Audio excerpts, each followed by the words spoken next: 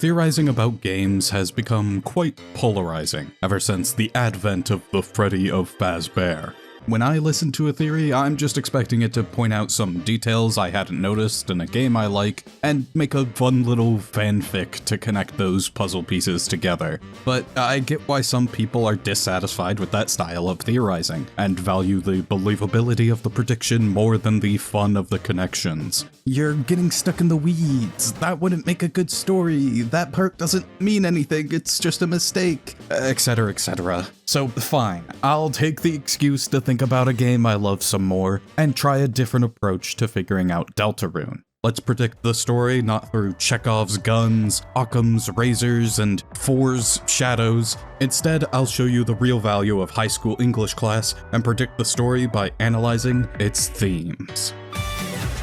Oh, wait. Before we jump headfirst into dissecting an incomplete story, let's briefly look at Undertale, since it'll be easier to figure out the themes of an actually finished game, and as a similar game made by the same person, it should be able to give us a good foundation for what we're looking for in Deltarune. So stick with me, I'll get back around to Deltarune soon enough.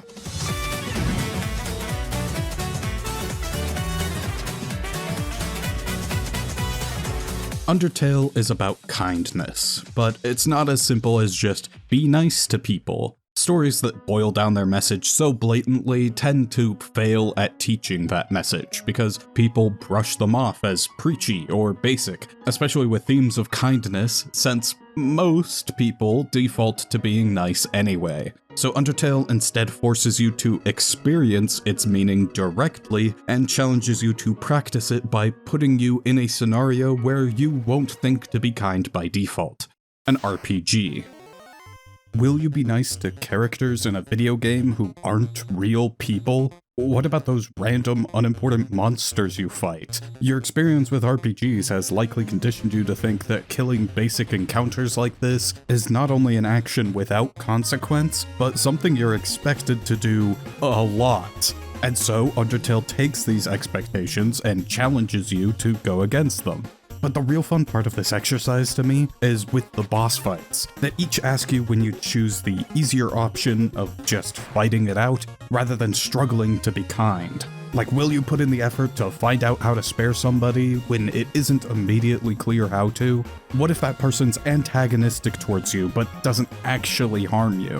What if they're actively a danger to you but think they're doing it for the greater good? What if they only care about themselves? What if killing them is the only way to achieve your goal? But what if they only ever wish to inflict harm on others? You should still be kind. The game constantly reinforces its message by punishing your kills with lasting consequences and rewarding your persistence with a happier ending than you were told was even possible. But my favorite part of this progression is that the fights that are morally the easiest to justify sparing are usually the hardest to figure out how to. It's not as simple as pressing the be nice button when you want someone to live.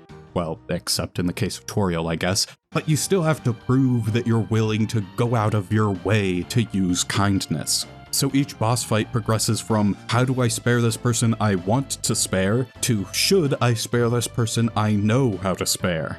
However, it's still not as simple as that, because there's a specific special ingredient in this moral soup that Undertale focuses on. The imbalance of power.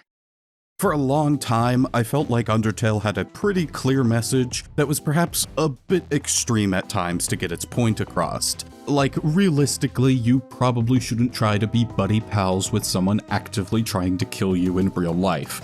But the reason Undertale insists that you have a duty of kindness against these people who want to harm you is because they can't.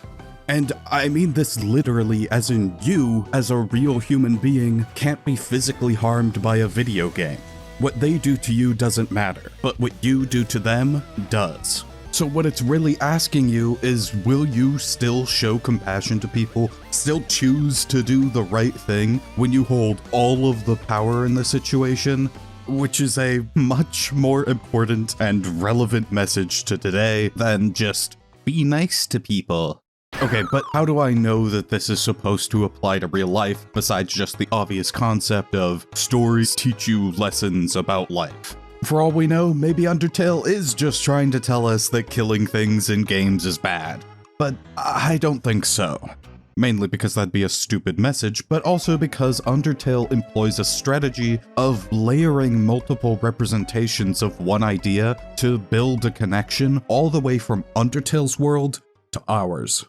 Let's take the idea of power imbalance as an example. On the top layer, you have how the concept manifests in real life. In this case, it'd be the far too numerous examples of people having inherently greater power than others due to wealth, upbringing, or status. That's the real world topic that Undertale is commenting on, and it's pretty directly paralleled by what would be the bottom layer, which is how the concept manifests entirely within the world of Undertale. It's something that the characters in the game are aware of and can directly talk about to reference the real world thing.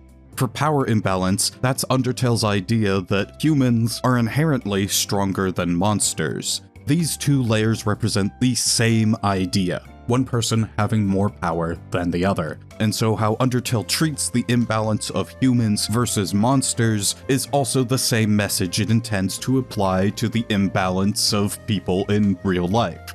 Although just 2 layers isn't much of a notable system, especially since this is kinda just the basic concept of analogies. But luckily, the way that Undertale builds on this is by bridging the gap with a middle layer.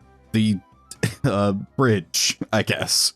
There's 2 sides to this bridge, where one half is a real-life interaction we do with the game, and the other half is the game's in-universe explanation of the same thing. In this case, we can save and reload saves, allowing us to infinitely retry things with no consequence. But within the universe of Undertale, this power is described as the fact that whoever has the greatest amount of determination can manipulate time.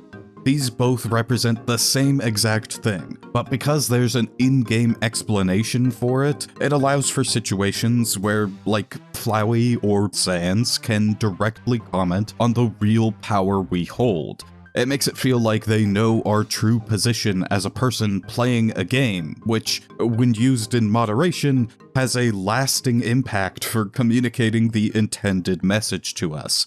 However, a key aspect of this middle layer is that the bridge needs both sides so that the characters aren't actually aware they're in a game.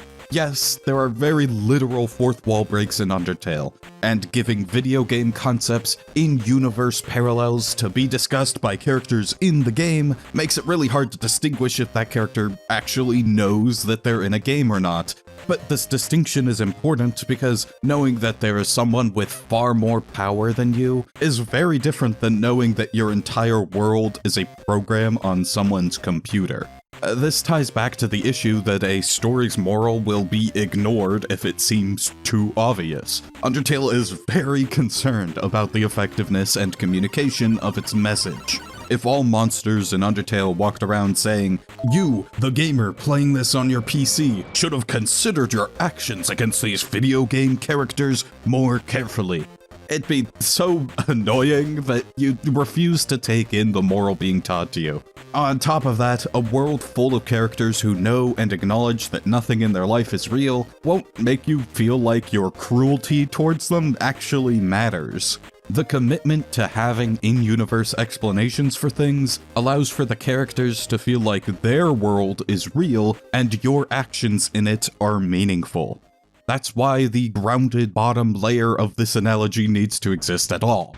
Sure, the middle layer could be the entire analogy, but since this bottom layer is usually something widely known and normal in the Undertale world, it allows any character to talk about the topic without needing to approach the meta boundary of the video game mechanics. You know, even a random frogget can comment on how we're notably nice as a human with more power than all these monsters, and we can apply that same message to its parallel idea in real life. but it also helps players grasp the moral without needing to consider or even understand the video game analogies. Like, you can't guarantee that everyone will know basic RPG tropes and default to killing monsters in random encounters. So that's why Flowey betrays you at the start of the game and introduces this idea of kill or be killed to make sure everyone is operating with at least enough doubt to consider fighting other basic monsters you enter combat with. Similarly, even if people never experience or understand Flowey's implications about saving and loading the game, Undertale still talks about humans being directly stronger than monsters, so you understand that you and the characters in the game are not on a level playing field.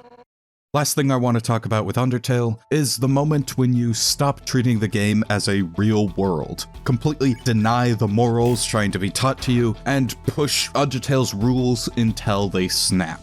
The genocide route. This route requires you to stop thinking about the emotional consequences and deliberately choose to do the opposite of what's intended. You know there's nothing Undertale can do to hurt you, so now you're just playing with it, toying with it, and seeing what will happen. But that just means that the game has to try even harder to show you that what you're doing matters to its world and its characters. That's why Flowey, the one who the entire time seems the most disconnected from the value of living, is actually afraid for his life at the end of the genocide route. This world is still his real world, and at the end of the day, what you do in it is still real to him. That's also why Undyne stands up to you, not just for the monsters of the underground, but for her whole world. She knows you no longer care about that whole narrative of monsters versus humans. You no longer care about Undertale at all, so that's what she has to fight for. And that's why Sans is your final opponent. He doesn't know that you're a gamer, but he knows that you're someone above consequence, someone who can control time, and someone who thinks that nothing they do in this world matters. He stands as someone close enough to knowing the truth of who you are that he can call you out on it in a way that might still hit you. No matter how emotionally distant you are, you're still tied into this universe. That's the value of the bridge layer of this analogy. No matter what, Undertale wants you to experience and understand its morals so that by the time you've proved that you've learned and put into practice what it wants you to, it can tell you that there's a lot of Floweys out there, and it will likely be a lot harder to do in real life what you did in Undertale, but it's worth trying. So great, cool analysis of Undertale, bro, but how does that actually matter to Deltarune? Are you saying that Deltarune is gonna be basically the same as Undertale? Yeah, kinda.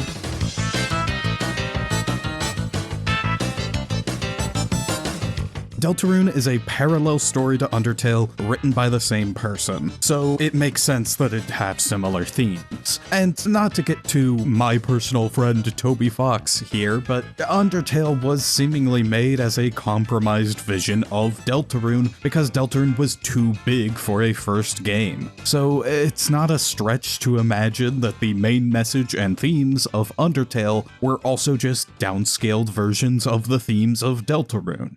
I'm realizing I probably can't just say my personal friend Toby Fox and expect you to know what I mean. So, a quick tangent to briefly explain. My Deltarune-inclined friends and I once stumbled upon a theory video that was so unsubstantiated that one of their key pieces of evidence was, I know Toby Fox, this is just like something he would do, which is not good evidence. And so the idea of defending your theories with, I know Toby Fox would do this, really stuck with us as something ridiculous to make fun of, and slowly evolved into the idea that you're so familiar with what Toby Fox will do that you're friends with him. Though, interestingly, when analyzing Deltarune, I would feel myself constantly making similar arguments in my head. After all, isn't it almost inevitable to have to make some sort of read on the author of a story? Everyone who makes art is undoubtedly putting part of themselves into that art, whether consciously or not. So to analyze or predict that work, you have to analyze or predict its author. I don't know, it feels weird to read into a story so deeply and still have to rely on whether or not you think he would do that as a final say, but I think it makes more sense that when predicting the themes of a story, you reference what the author believes, rather than using it to justify what you think the author would do for specific plot details. Still, my goal for this analysis was to avoid just saying, trust me, this is what Toby Fox would do, without proving why I think he would do that, and I hope to hold myself to that standard. That being said, trust me, I think this is what Toby Fox did. But to make sure, I started by first looking for Undertale's layered analogy technique in Deltarune rather than any specific themes. And I realized that the soul serves the same function of being a bridge between the game and us that determination did in Undertale. Us controlling the main character of a game is represented in the universe of Deltarune as the soul controlling Crypts. And if this is the bridge of our layered analogy, then the real-life parallel is likely still related to power. However, where Undertale focused on how we should act when we have so much power that what we do doesn't matter, Deltarune shifts that perspective to how we should act when we have so little power that what we do doesn't matter. We aren't above consequences in this game because we don't even have enough control over events to have consequences in the first place. To me, the most clear example of this is the Shadow Crystal bosses. How will you act when there's a power that controls you so much that it feels like nothing you do matters? Will you embrace the meaninglessness of everything and see yourself as more powerful for doing so? Try to join the side that constrains you so you can use that power to continue to constrain others? Kill teenagers? Okay, no. The actual one for Chapter 3 is trying to suck up to and please that higher power to get on its good side. Or will you do none of that and realize that your choices are only meaningless if you let them be? After all, everything you do still matters so long as it matters to you. That's the one Toby Fox wants us to like, if that wasn't obvious. But ultimately, when something makes you feel powerless, the main thing you want is freedom. This also links to the overall idea of your choices don't matter that persists throughout Deltarune, and is most clearly represented by the fact that no matter how you act in battle, Deltarune's story continues trudging along the same major plot beats. This is a very clear and intentional contrast to Undertale's repercussions for combat, because Toby Fox can't pull the same trick twice. Undertale could assume you'd fight encounters like a normal RPG, so it could build its message from there. Deltarune has to assume you're coming from Undertale and intend to be nice during every encounter because you think it'll matter. So, to properly build its message, Deltarune has to first prove to you that your choices really don't make a difference to the outcome. But ultimately, these both still build up to the same question. Will you be kind when it doesn't matter that you are? That's why I think our grounded representation of this idea is the relationship between Lightners and Darkners. Darkners are aware that who they are and what they do is largely unimportant compared to Lightners, and most of the stories of each Dark World revolve around how Darkners feel about this relationship. This is especially present with Rouse, a Darkner who is kind to Lightners to the point of completely devaluing himself because he feels like he doesn't matter. Though it's not a perfectly grounded analogy, the Darkners still kind of represent the meta aspect of video game characters talking to the quote-unquote real world. I mean, Rouse is basically like if Mario could talk to us. Someone who knows that they're fake, being able to talk to someone who's real. On that note, the relationship of the Dark World and Light World serves an extra special purpose. It kinda shows people how to apply the lessons that Deltarune teaches us. Maybe Toby Fox felt like not enough people understood or really utilized the lessons of Undertale because Deltarune now includes instructions on how to learn from story morals. And this is only possible because the Dark World gets to be the video game that Lightners are learning lessons from. Undertale had to make actual rules and in-universe logic for its video game systems, or at least had to imply that these were just hard rules of reality that the monsters were accustomed to as the way that their world worked. But Deltarune's light world largely operates under more realistic rules, with no magic, no combat, generally no save points, etc. Meanwhile, the most video gamey aspects are shoved into the dark world, which gets to be this magical imagination land where video game logic makes sense without much explanation. So the light world stays as this real world to the characters of Deltarune, allowing us to still believe in the reality of this universe in the same way we did with Undertale, while also letting the video game analogies exist in a more obvious way. All while also teaching us how to apply the lessons from fiction in our daily lives. Like, Susie's life was terrible until her adventures in the dark world taught her important lessons and greatly improved her relationships even in the light world. Unlike the Lightners who would often dismiss her or push her further into isolation, Ralsei's mission with Castletown is all about cooperation, where the Darkners get to help each other out and in turn help Susie. Though ultimately, Ralsei is kind of the one who refuses help too much and needs to learn to accept it. Actually, that's kind of a major element of Deltarune's commentary on power, isn't it? People will often refuse to cooperate or may even actively harm each other in the pursuit of getting above that power that constrains them, rather than working together to fix it entirely. It's like how in the real world, there are people who will use their tons of wealth just to exert power over others and confine them, but often came from that position with no wealth and no power, and yet they choose to perpetuate and use the same system that confined them, rather than working with the people around them to dismantle it entirely for the benefit of everyone.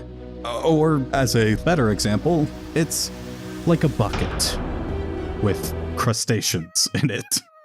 Deltarune so far has shown us a lot of situations where fighting against each other doesn't work. Like how Spamton exploits the only person to ever relate to his struggle in order to try to obtain freedom of his own, and completely fails.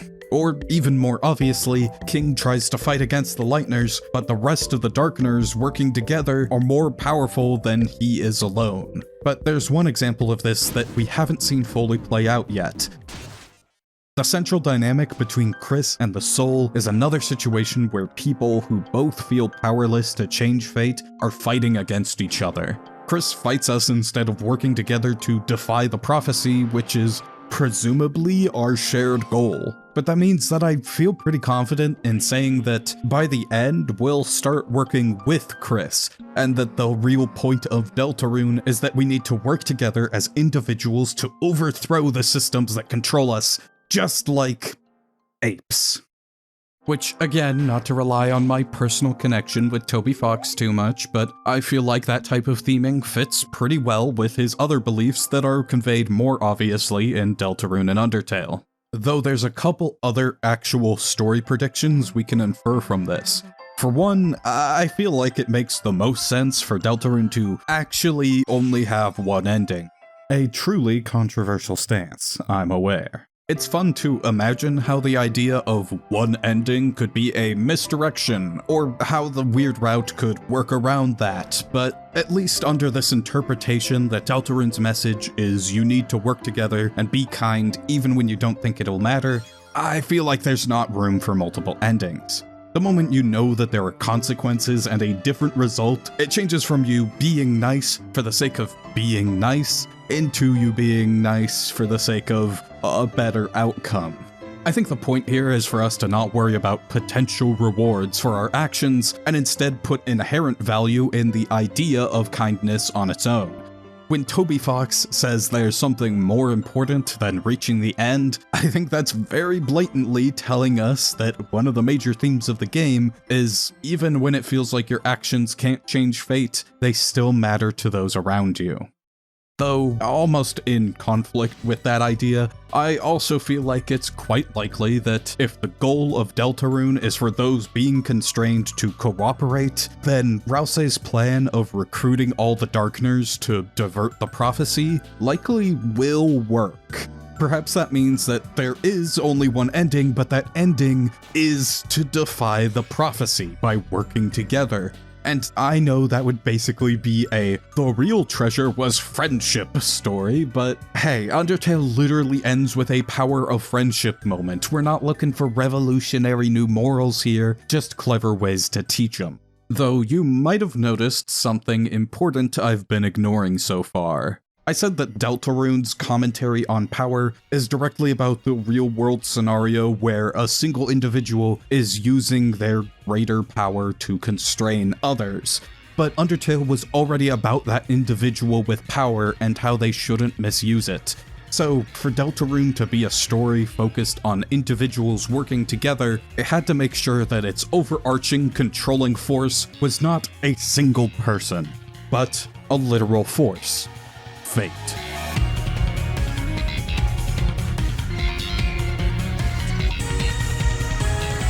Deltarune is about the present, and the value in living in the present. And to me, that's most clear when you look at how Deltarune almost exclusively talks about the past and the future as bad things to dwell on.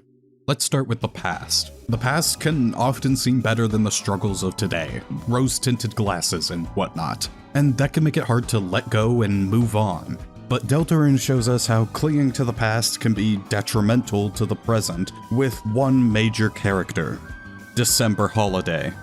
While many people in Hometown have moved on from her disappearance, crucially, Carol and Asgore have not. They're stuck, obsessed over solving Des's disappearance, the disappearance, if you will, to the point that it's harming everyone else around them. Asgore's becoming entirely isolated from the world, trying to solve this mystery and reclaim his old life with Toriel, instead of just moving forward with a new life. Carol is putting extra pressure on Noelle and missing out on spending time with her dying husband, who she might lose soon, because she's too busy obsessed over Des, someone she already lost. Though, like Toby Fox did to draw us into the meaning of Undertale, Deltarune makes sure that we aren't just a passive observer with this idea. The Des appearance is deliberately vague, with enough loose threads to make us believe that Des is still out there and able to be saved. And using its existence as a game we're jumping into the middle of, Deltarune also makes us way more invested in finding Des now than many other people in Hometown. It's been, 6, 7 years since Des went missing? Many people would have moved on by now, but we just showed up. This is still fresh news to us, and it's about someone we never got to meet, who's important to all these characters we care about. All this puts us in the same shoes of denial as Carol and Asgore. If Des was outright stated to be dead, or if we experienced Des disappearing and the many years between then and now, it'd be easier to write off Carol and Asgore as hopelessly desperate. But framing it with this magical context where she isn't truly dead puts us in the same headspace as them. Des isn't gone, we could find her, we just need to keep looking, even if it ruins everything in the process.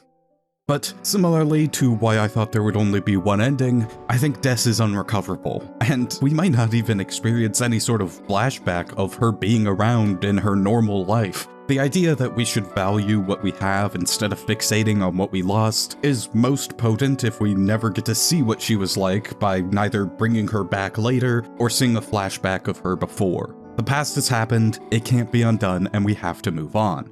This is also why, while Undertale loosely toyed with the idea of moving on after it was finished, I think Deltarune will emphasize far more to leave the game in the past once you're done with it. Don't try to relive the past over and over, only carry the lessons and memories the game left you with. That seems to be the point being made with all of these examples of bad things happening to the people who aren't doing that. And in fact, I think if we don't do that, we reject that idea and give in to our temptation to abandon the present, to try to reclaim the past, it leads us to the weird route.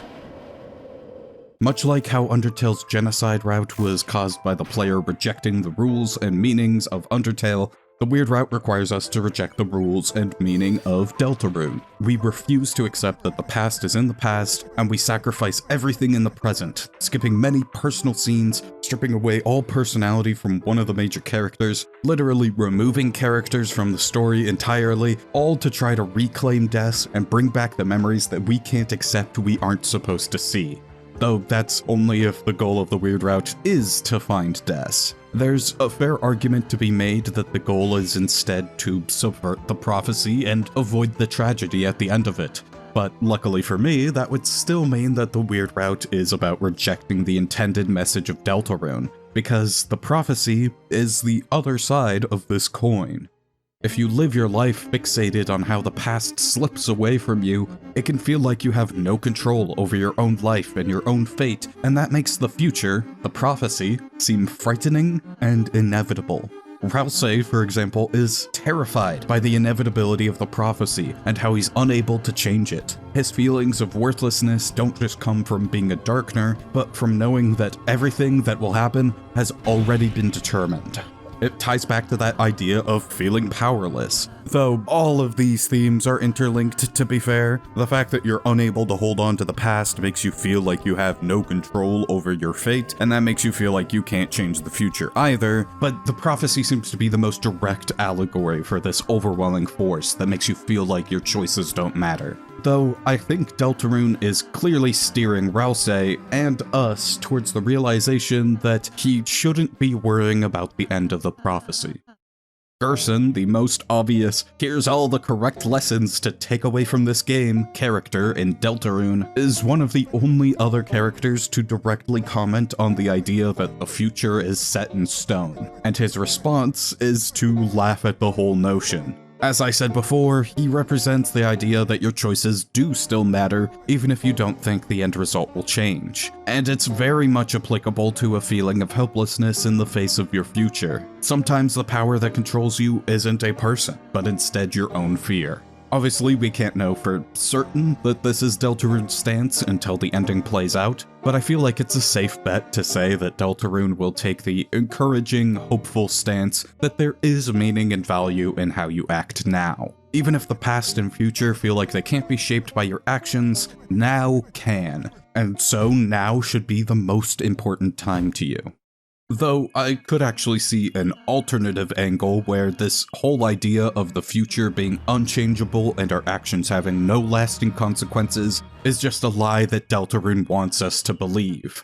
We're supposed to feel like the future is set in stone, feel the fear of the future that Ralsei does, when in reality the message is that things can always change. It'd be similar to how the game is making us feel like we can bring back Des so that we feel the same way Asgore and Carol do, but are both lies setting us up to feel a greater impact from the final message of the game. And, you know, maybe in that case the weird route is intentionally designed to trick those who fully believe that the future is unchangeable and the past is worth bringing back. Because, like, if the normal route of the game ends happily, then there's no reason to go back to do the weird route. Especially with the steps being so deliberate and unintuitive compared to Undertale's genocide route, which mainly just required curiosity. Plus, the game has already given us a tutorial on how to activate the weird route, so maybe we're supposed to be doing this with one of our 3 save files, at the same time or even instead of doing the normal route. It's not a punishment for being heartless like Undertale's, it's a bait, something for people without hope to cling on to with desperation because they don't believe that things will work out normally. Though that's quite hard to predict at this stage and really relies on Deltarune's current release structure of individual chapters, which wasn't even the original intention, so ultimately I'm not confident in which way Deltarune will go, but I think all of this discussion really made me realize that so many of the themes of Deltarune revolve around December holiday. She, as a character, is the unchangeable past we wish to go back to, tempting us to abandon the present and sowing doubt in the future. Oh boy, that's the most English essay sentence I've ever unironically said before.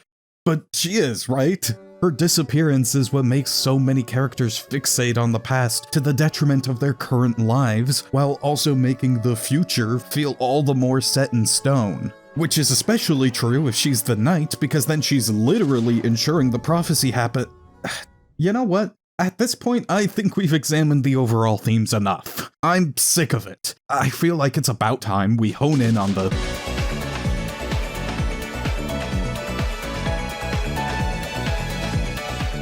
Let's not beat around the bush here. There's one crucial character I've avoided discussing so far that we need to start with. The Knight. I know most Deltarune enjoyers are sick of knight discourse and identity debate, but I think approaching who the knight is from the perspective of their role in the story could be fun. And as you may have been able to infer, I feel like the most logical use for the knight in Deltarune's narrative is to very directly show the consequences of holding on to the past too tightly, of trying to find deaths. So let's take a look at each candidate for the knight and how they'd fit into that idea. Easy place to start is Des, who would pretty obviously fit the story by being the knight. The Des appearance and the knight are both already heavily involved with Carol and Asgore and the whole concept of clinging to the past. And Des's existence as this violent enemy would enhance the whole theme by showing that trying to bring back the past will not only corrupt it, but also damage the present. We could even push this a little further if we wanted by arguing that the reason the knight is so much more aggressive than how people describe Des in the past is because it represents how the reality of what happened in the past is often harsher than our memories of it, giving us even further reason to let go of it.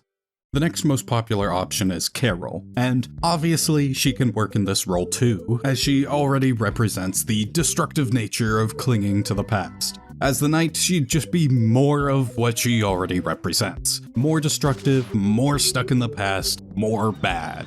And that could work, but it doesn't really make me gravitate towards her. For me, the idea that she's so focused on finding somebody she already lost that she's entirely neglecting her husband, who seemingly doesn't have much time left, is already plenty powerful enough for the message I think her character is meant to convey, so I'm not very convinced by the idea of her as the knight.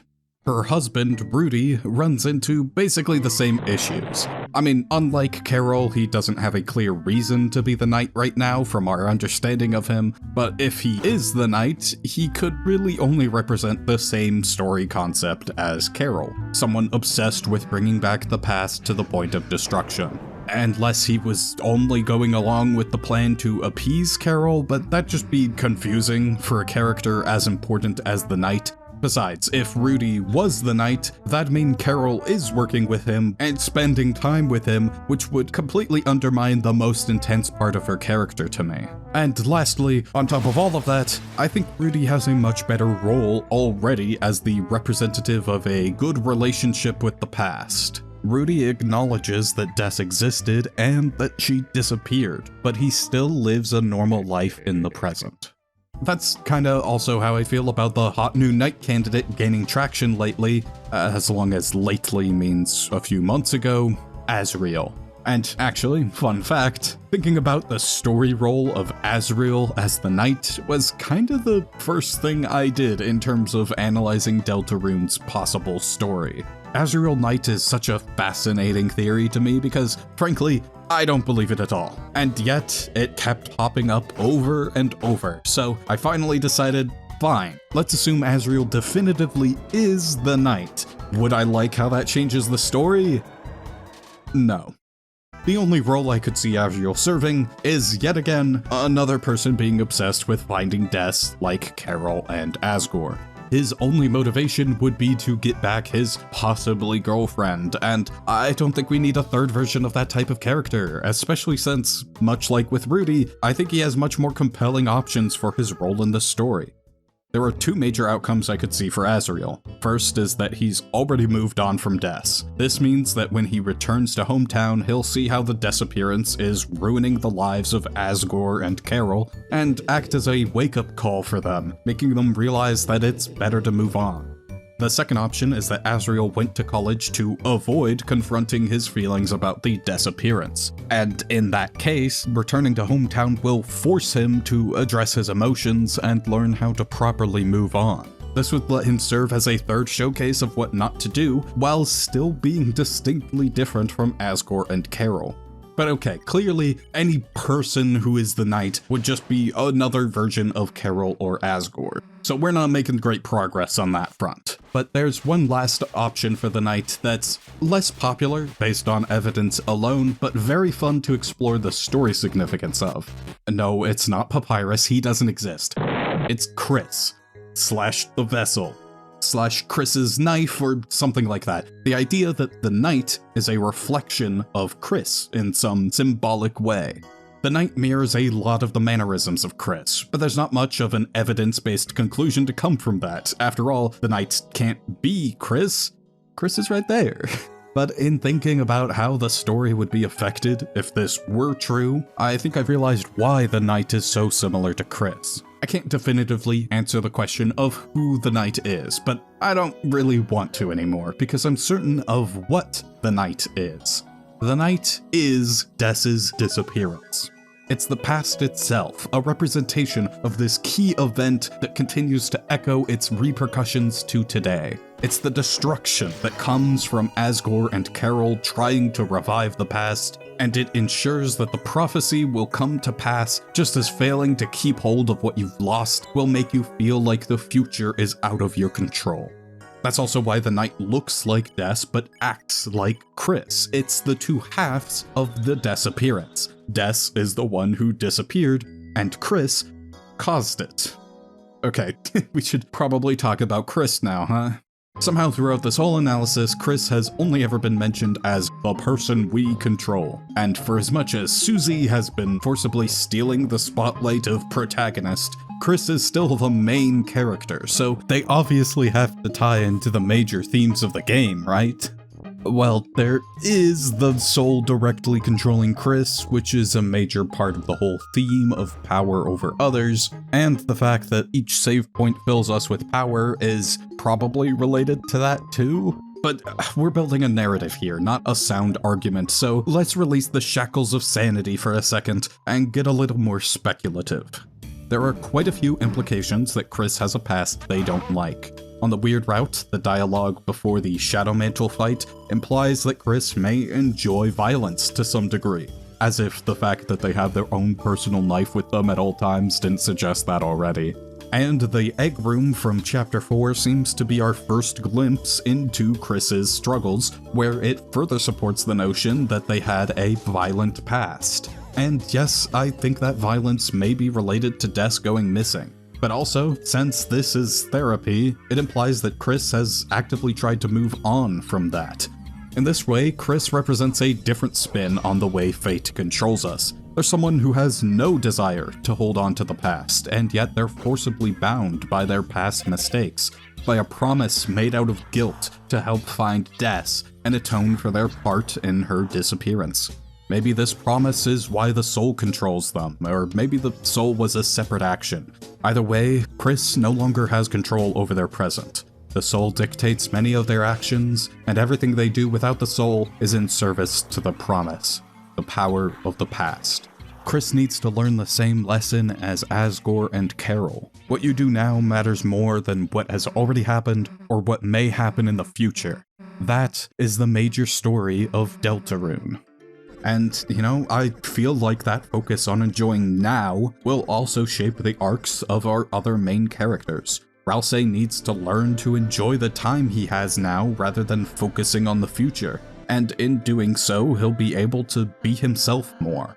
And Susie is already halfway through a pretty similar arc. She's gone from letting her past confine her and shape her into being a closed-off bully, to now learning healing magic and acting more like herself.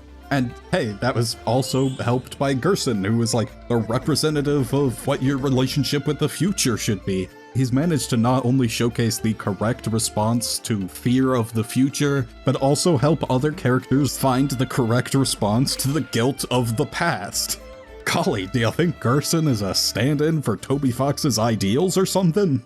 However, Susie's arc isn't complete by any means. Sorry, Susie gal, but your hero's journey has come a-knockin', and that 3-act structure, well, let's just say, Act 3 has some choice words for you. Susie is the perfect representation of someone who could fall victim to all the bad practices that Deltarune warns us about. Currently, she still wants things to stay the way they are right now forever. And while that shows that she enjoys today, like Deltarune is primarily about, the focus on forever shows that she'll be reluctant to accept when things change. She wants the future to be what she wants it to be, not what it's destined to be. And that means that she could turn out just like Carol or Asgore are now, desperately clinging to these days once they're gone and behind us. I think it's inevitable that things will change, and that the current life Susie lives will be gone by the end of the game. Not just because she's a main character stating a clear belief at only the halfway point of a story that is obviously going to be challenged or changed by the end because of how stories work, but also because this would allow her to perfectly showcase the idea of moving on from the past and accepting what the future holds. Somehow, some way, all the Darkners are going to be gone by the end of the story, and Susie will be left without her friends from the Dark World. She's already clashed against Ralsei a couple times because of this. Ralsei's afraid to tell the full truth about the Darkners going away, but he's also afraid of how Susie will fare without them. So while she thinks Darkners are real and important, Ralsei is trying to get her to stop relying on them so much by telling her that they aren't real and that they aren't important. But I think that Gerson is an important step towards realizing that, yes, Darkners aren't real, but they still are important. And he's prepared Susie for when she needs to eventually leave them behind by teaching her valuable lessons and spending meaningful time with her, but still being gone by the end of the chapter. Now Susie is forced to face just a small taste of the bigger hurdle down the line. She has to move forward with what she learned from Gerson, but not with Gerson. And in that way, Susie is supposed to be the stand-in for us, showing us what we should do with Deltarune once it's over. And this actually got me thinking, what would the ending of the game actually be?